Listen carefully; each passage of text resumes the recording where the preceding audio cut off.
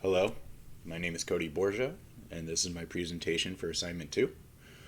Today I'll be discussing two mechanics from separate games. The first game is Ghost of Tsushima. I'm looking at the weapon stance system, and the second game that I am looking at is The Last of Us 2 with the weapon upgrade stations.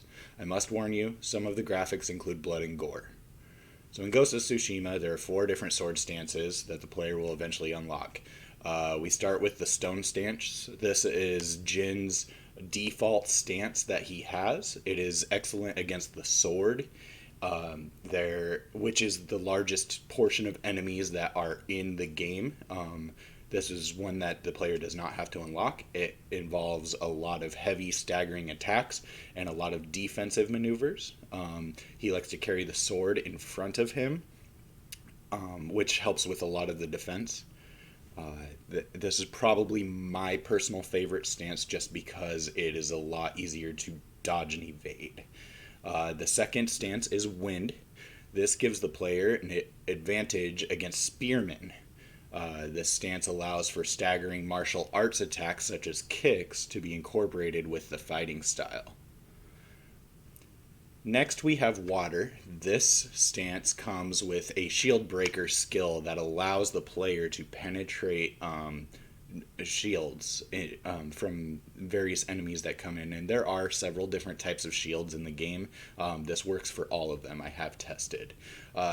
This stance will allow the player to find advantageous angles when they dodge as well around the enemy's defense. In order to get a successful strike. It's actually a really nice feature.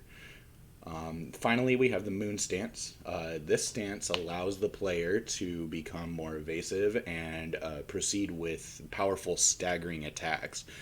This one was a little bit harder to understand in the sense that Jin kind of leaves himself wide open when he uses this stance, and so I find a lot of stabbing attacks kind of sneak their way in.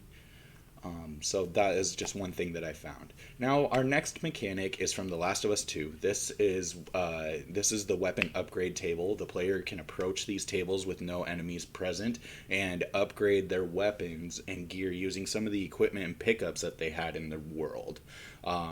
Ellie here is fixing up her revolver. There are various things that you can do. As you can see, you can increase the fire rate, the stability, the reload time.